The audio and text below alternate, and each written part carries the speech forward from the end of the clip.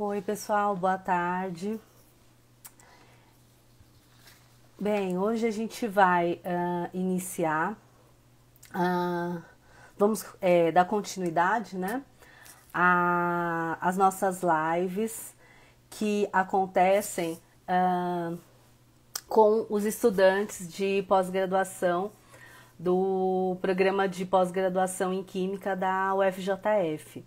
Né? Então, a gente tem que os estudantes, quando eles estão na fase final do seu trabalho, a gente faz uma conversa sobre a pesquisa que eles estão desenvolvendo tanto no mestrado como no doutorado, tá? Então, boa tarde, estou vendo que o pessoal está entrando, né? E hoje a nossa live vai ser com a Giovana Mendonça de Medeiros, que que a gente vai conversar nessa live sobre o trabalho que ela desenvolveu no seu mestrado, que foi orientado pela professora doutora Ivone de Freitas Reis, tá? Então, deixa eu ver se a Giovana já está por aqui.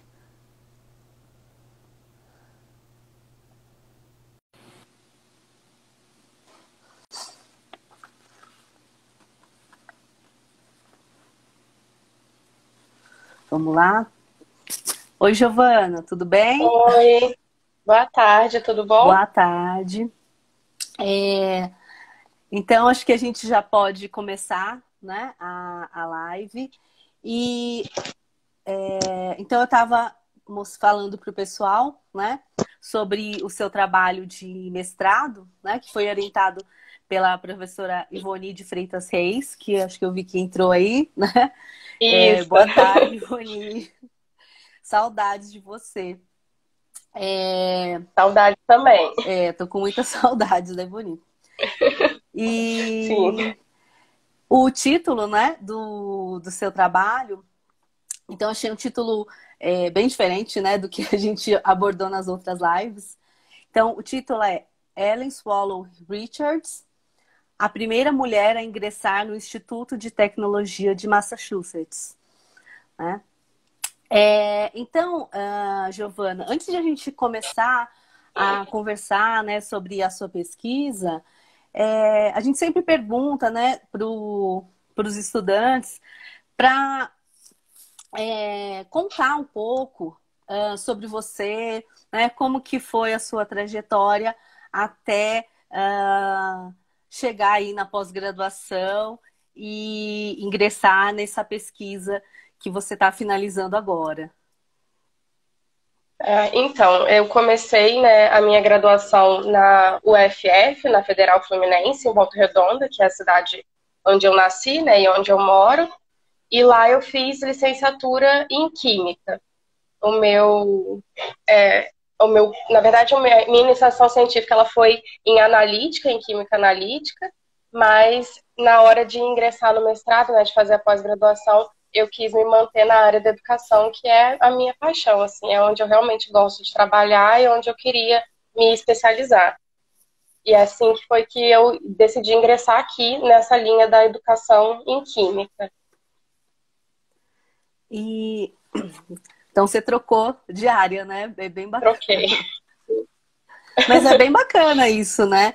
Eu sempre comento com os estudantes, né, da graduação, que é o momento, né, de você experimentar e conhecer Sim, diferentes foi uma, áreas, né? esse meu projeto de iniciação na analítica, ele foi bem bacana. A gente trabalhou com agrotóxico em ervas aromáticas, então foi um trabalho que eu gostei muito de fazer.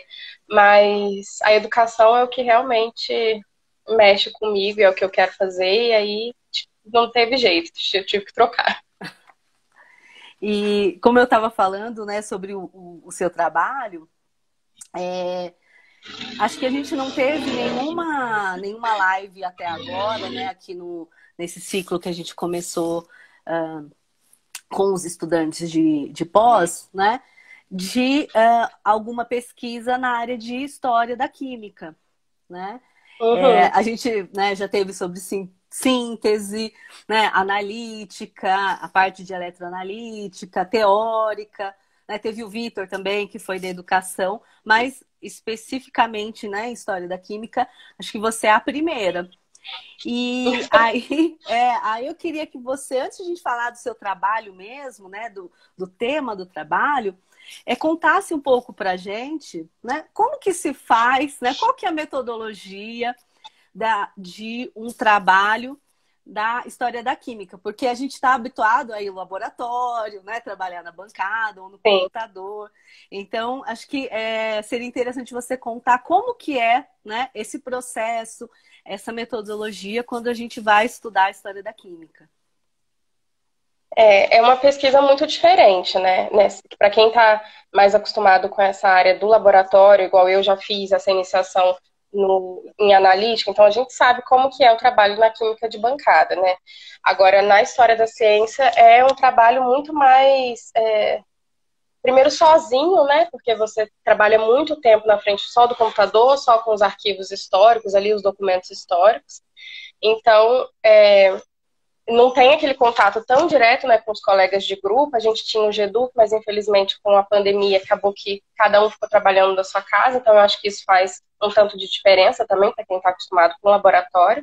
Mas na questão da metodologia da pesquisa, a história da ciência ela pode ser dividida em duas partes, assim, em duas abordagens diferentes. Então a gente pode analisar ou de uma forma conceitual, em que você vai trabalhar um conceito químico, né, um conceito científico. Eu estou falando da química porque aqui é química, né, mas um conceito científico específico, então você vai discutir, destrinchar como aquilo ali chegou até a teoria que é aceita hoje, toda essa questão. Ou você pode trabalhar numa abordagem não conceitual, em que a gente vai procurar discutir, então, esses conceitos extracientíficos, né? Vai ser o quê? Fatores sociais, econômicos, políticos, o que estava acontecendo naquela época, naquele momento, quando determinada conceito científico estava sendo discutido. E esse a minha abordagem, né? Essa não conceitual, que trabalha esses fatores extracientíficos. Mas essa parte da pesquisa, que é muito interessante, porque a gente tem que tomar a escolha, né, assim, que você tem muitos documentos. Então, você tem os documentos de fontes primárias e fontes secundárias. Então, os primários é o que estão mais ali relacionado com o que o próprio cientista fez, os trabalhos dele, o que ele realmente escreveu, correspondência, carta, qualquer coisa que seja, que não tenha tido um olhar de um outro historiador. E a fonte secundária é o que a gente vai ver com o olhar de outros historiadores. E aí é a perspectiva de cada um, né? Isso que é bacana. Aí são as biografias, né? Isso, artigos científicos, livros, qualquer coisa que já tenha trabalhado esse cientista sob algum olhar, né? Alguma perspectiva. Realmente é bem diferente, né, do que a gente está acostumado né, trabalhar no laboratório. Mas não deixa de ser, né, igualmente interessante, né? Assim, quando eu li o título do seu trabalho, né, até comentei com você, né? Eu falei assim, não, eu quero fazer a live com ela de qualquer jeito. Porque, eu me senti muito feliz, muito honrada. Porque realmente assim um trabalho muito diferente do que a gente está habituado. E então eu queria que você contasse para nós, né? Então quem que foi, né, a Ellen Swallow Richards? Então, a Ellen, ela se destaca principalmente, né, quando se fala do nome dela, eu acho que se jogar no Google, por exemplo, os primeiros resultados que a gente vai ter, é ela ser caracterizada como a primeira mulher que entrou no Instituto de Tecnologia de Massachusetts, que é o MIT, né, que é um instituto muito conceituado lá fora, nessa questão de ciência e tecnologia, de engenharia também, tem muito pesquisador, muitas pessoas que saem de lá e já ganharam prêmios, enfim, dão aula em outras universidades muito conceituadas. Então, ele é um instituto muito emblemático. E ela, por ser a primeira mulher a conseguir ingressar nesse instituto, ela acabou sendo um ponto de referência, né, na ciência. Mas não só isso, a Ellen ela desenvolveu trabalhos muito interessantes, muito importantes, ela aplica a química sanitária, né, dentro de laboratório, numa pesquisa de laboratório, e ela estabelece no laboratório dela os primeiros padrões de qualidade de água e saneamento básico da América. Então, ela tem uma contribuição química muito importante. E ela é a primeira cientista também que vai colocar o homem no centro da discussão dos problemas ambientais. Então, ela coloca a química em função dos problemas ambientais e relaciona o homem a esse problema também. Então, ela tem trabalhos que contribuíram para diversas áreas. E só para a gente situar, isso é mais ou menos em que ano que ela Isso ingressa no aconteceu. MIT? Ela ingressa em 1873. Não, perdão, ela se forma em 1873, ela ingressa em 1870. E como estudante, né? Como estudante, sim. Uhum. Tá. E como é que foi, né? Foi tranquilo ela ingressar? Como é que aconteceu? Não, Que você pelo deve ter contrário, investigado né? isso. Sim. Foi muita luta, assim, para ela, né, nessa questão feminista, porque primeiro que ela é aceita como, deixam ela entrar no instituto para estudar lá, mas ela não é aceita como aluna regular, né, então oficialmente não se tem esse vínculo institucional com o MIT, ela é aceita numa condição de uma aluna especial, então eles estariam fazendo ali um experimento, na verdade, né.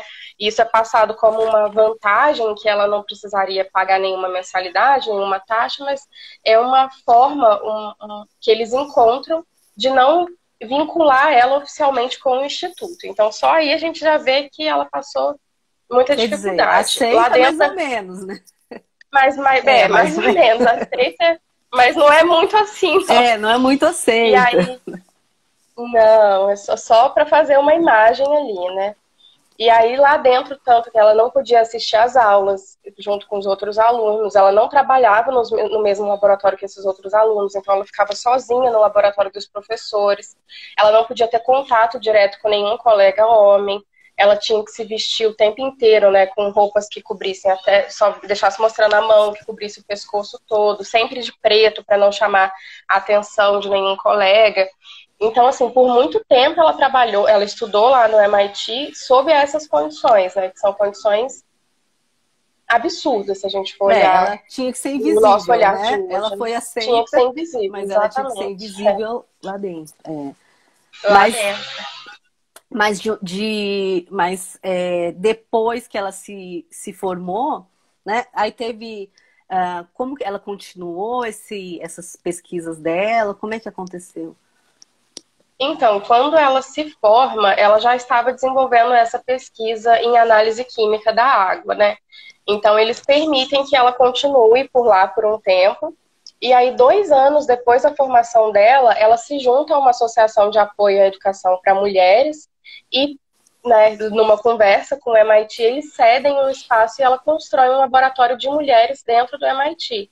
Então, ela passa desde 1875 até 83 trabalhando nesse laboratório de mulheres, que é onde ela vai atender mais de 500 mulheres para ensinar química, dentro desse espaço do MIT.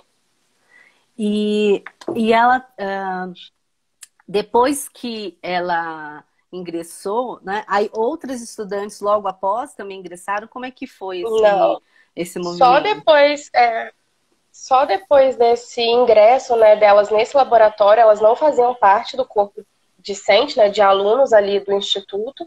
Elas estavam segregadas nesse laboratório, assim como a Ellen ficou segregada no laboratório dos professores.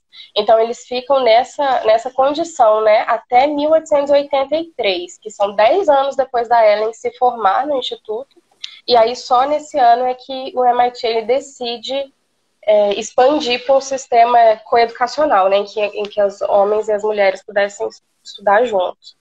Mas não foi porque eles eram muito bonzinhos também, não, porque nos próprios documentos mostram que eles fizeram isso só porque eles queriam expandir mesmo o ganho financeiro, né? Então, com mais alunos, eles teriam mais matrículas, mais mensalidades, e aí só por isso eles decidiram permitir esse acesso.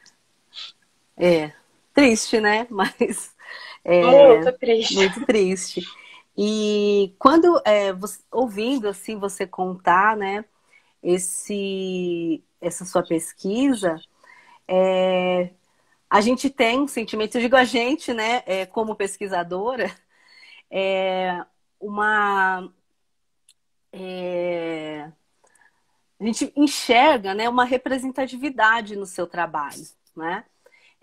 Por que que eu digo isso, né? Porque quando eu vi o título, né, do seu trabalho, é óbvio, né, que só poderia ter sido feito por uma estudante, né, e ser orientada por uma pesquisadora, né? Eu não, Uhum. não é. Então, isso quando a gente vê esse tipo de trabalho, né? É, a gente acaba, né? Eu estou dizendo particularmente, sentia assim, uma representatividade muito forte, né? Nesse trabalho. E aí eu lembrei, né? De quando eu estava no ensino médio, né? Lá no meados ali dos anos 90, né? Que aí eu ia fazer o vestibular, né? E tinha uma situação exatamente igual, né? Tem a, eu estudava em São Paulo, né? Eu morava em São Paulo, então lá no estado de São Paulo tem o ITA, né? Que é um instituto tecnológico de aeronáutica, que é um dos institutos mais conceituados, né? E assim, que tem a fama, que tem o vestibular mais difícil. Eu não sei se aqui também tem Sim. essa Uhum. fama, Sim. né? E como eu sempre quis ir para a área de exatas, né? Qual que foi a minha surpresa? Que o ITA não aceitava mulheres naquela época, né? Logo depois eles começaram a aceitar, mas só para a gente ter uma ideia, né, de que esse tema que você estudou, né, a gente está falando lá do MIT em 1800, né, final de 1800, aqui no Brasil, até meados de 1990, a gente tinha instituições que também só aceitavam homens, né? Então, eu acho que é importante a gente deixar registrado, né, esses pontos, né, que ainda tem, a gente, né, as mulheres ainda tem muito, né, muita luta para Muita luta. tem muita luta, né, para a gente ter realmente igualdade de oportunidade, né, na ciência. Então, era só um parênteses, né, que eu queria Muito, comentar, muito importante. que assim é recente, né? E Sim. que eu nem me lembrava mais, né? Quando eu estava lendo aqui, que eu me lembrei desse detalhe, né? De quando eu estava fazendo o vestibular. O Né? Eu não sei se vestibular, ainda né? tem isso, não sei se ainda existe alguma instituição, né? Não sei se você sabe se tem alguma. É.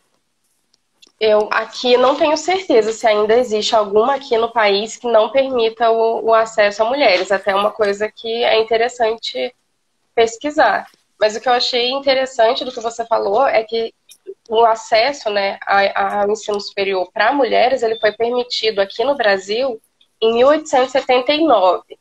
Aí você percebe que de 1879 até 90, você falou 90 aí? Ali Acho que era meado de 95, 90, por aí. 95. É um espaço muito grande, de mais, né, assim, de 100 anos, não, mais de Mais de 100 100 anos, anos, em que as mulheres já tinham, teoricamente, na lei, o direito de ter acesso ao ensino superior, mas isso não é respeitado em todos os institutos, né, em todas as instituições. Então, é só com muita discussão, muito debate, muito trabalho mesmo, que eu acho que a mulher ela vai ganhar o espaço dela nesses ambientes, porque sem isso, nem na lei nem conseguindo dentro da lei, garante que a gente consiga isso na prática, né? E eu acho importante a gente trazer essas discussões, né, para esses espaços mais amplos, porque a gente ouve muito, né? Eu ouço muito colegas, né, falarem que que não existe mais, né, diferença de oportunidades para homens e mulheres, já escutei muito, né? Eu até escuto de estudantes, né? Das alunas, que elas acham que não tem diferença, mas quando a gente pergunta, faz algumas perguntas específicas, né, sobre esse assunto, elas percebem que sim, existe muita, né, diferença ainda Existe. nessa questão.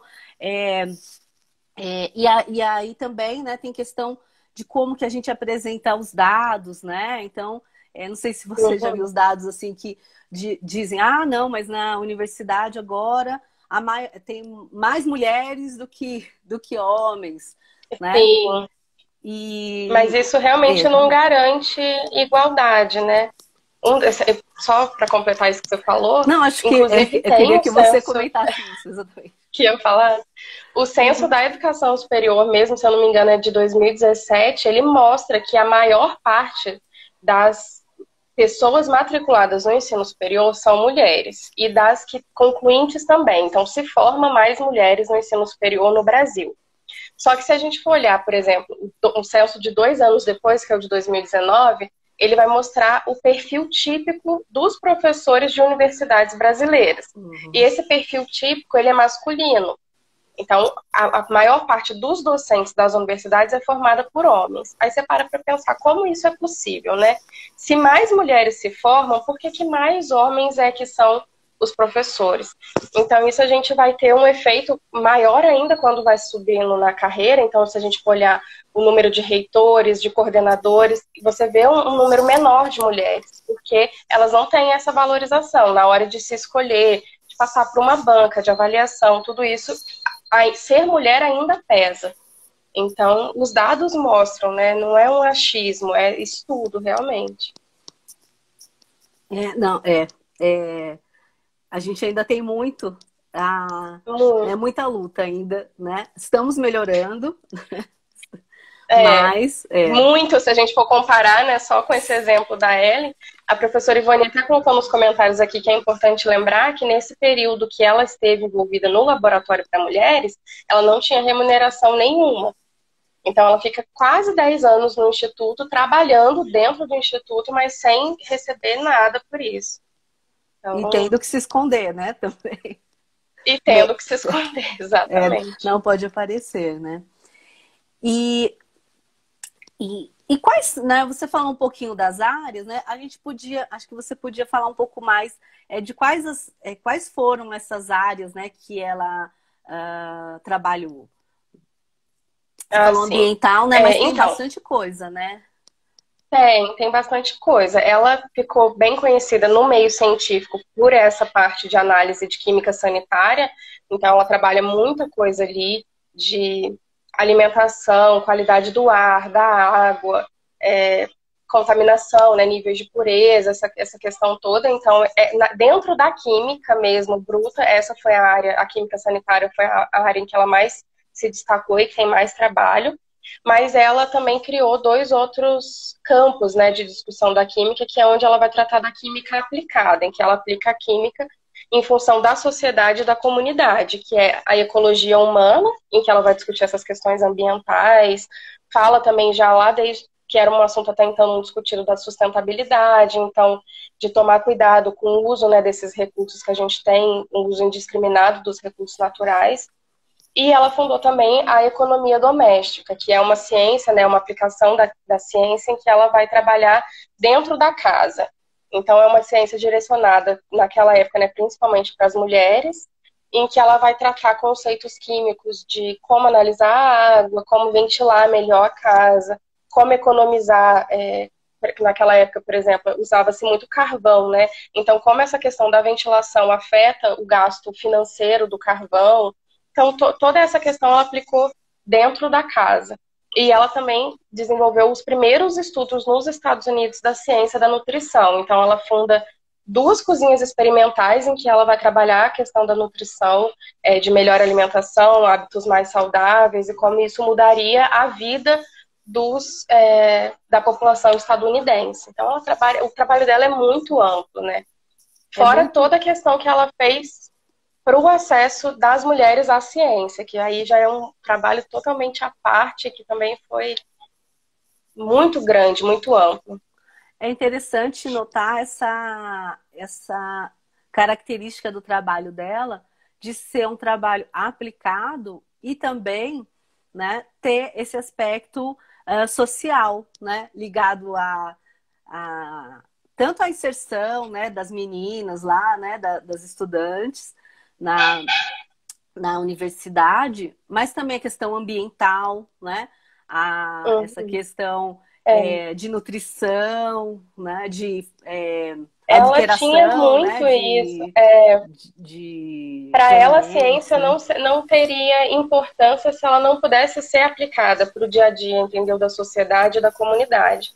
Tanto que ela desenvolveu na primeira faculdade que ela entrou, que foi o Vassar College, ela fez um curso lá também de 2 anos em ciência, antes de entrar no MIT. E lá ela desenvolve pesquisas muito importantes na área da astronomia. No MIT, ela também trabalha com mineralogia, que inclusive é o trabalho de conclusão de curso dela em mineralogia. Ela desenvolve trabalhos muito importantes nessa área também. Mas justamente por essas duas áreas não terem uma aplicação direta na sociedade, né, na comunidade, ela parte para a química aplicada, porque para ela não teria sentido estudar a química se não aplicasse para a sociedade. Então isso é muito bacana. Depois que eu vi que eu estava vendo o seu trabalho, eu lembrei, né? Porque na graduação eu fiz uma iniciação científica e aí eu estudava terras raras, né? E aí depois eu lembrei, ela também, né? Ela estava envolvida com, com os minérios, né? Com minérios, sim, Desses elementos, né? sim.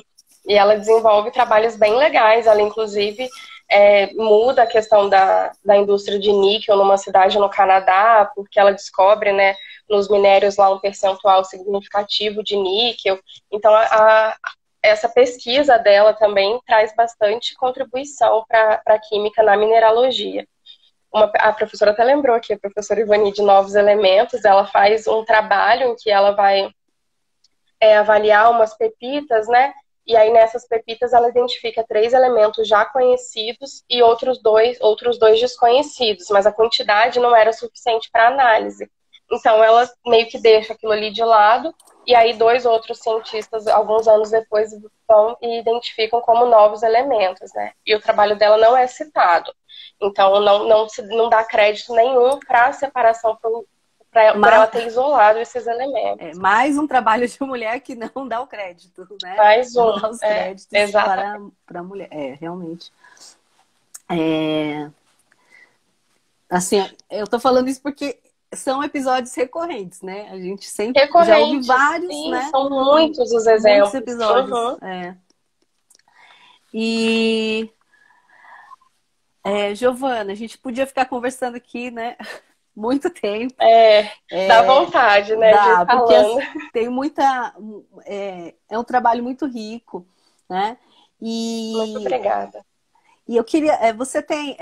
Para a gente finalizar, né? Então, assim, quais são as conclusões, né? Aí mais importantes que você destaca do seu trabalho? Só para a gente finalizar. A gente concluiu, né?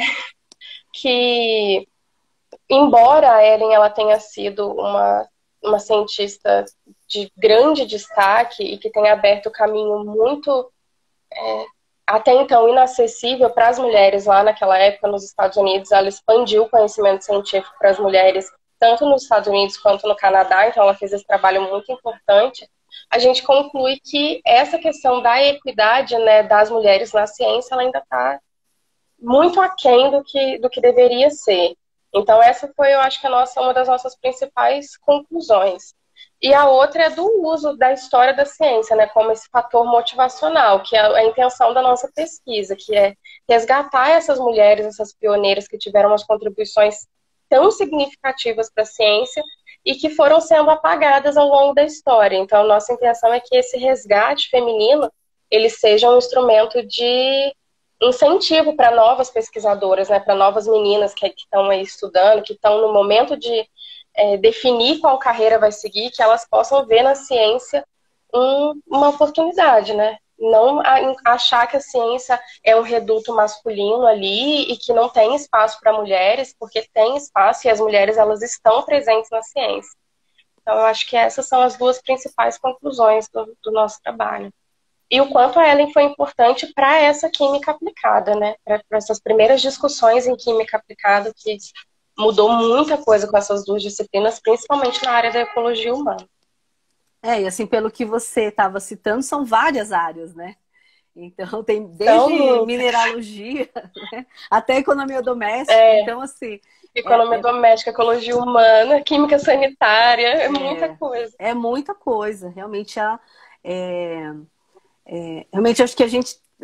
esse trabalho tem uma grande importância por isso, né? De realmente resgatar, né, essa figura importante, né? Estudar mais a fundo essa história e deixar registrado, né? Então, antes de finalizar, eu queria parabenizar você, Giovana, assim, parabéns pelo Muito trabalho, obrigada. a Ivone também, né? E queria também, né, quem tiver mais interesse, né, aqui a gente fez uma conversa mais informal, né? Mas a sua defesa é amanhã, né? É amanhã? Isso, 9 então, horas, amanhã. Então, daqui a pouquinho, a gente tem a defesa da dissertação de mestrado da Giovana e quem tiver interesse, né, é uma sessão pública, então vocês estão todos convidados, né, vai ser via remota, mas aí com certeza ela vai abordar com muito mais profundidade esse tema, né? Então, mais uma vez, parabéns. E eu queria agradecer muito, né, pela disposição em participar, né? No final deu certo, né, Giovana? Deu. Uns problemas técnicos, né? Mas deu certo. Então, muito obrigada a você, né? E a Ivone também. Mandar um beijo para a Ivone, tá? Se ela tá aí ainda, acho que tá. E a live vai ficar gravada, tá bom? E então, quem quiser assistir depois, não conseguiu assistir inteira, a gente vai deixar ela disponível lá no perfil do Divulga Química, tá bom? Então, tchau, Giovana. Muito obrigada, professora, por me receber, pela conversa. Foi ótimo. Muito obrigada pelo espaço aqui para a gente poder conversar sobre isso. Eu que agradeço. Tchau. Tchau.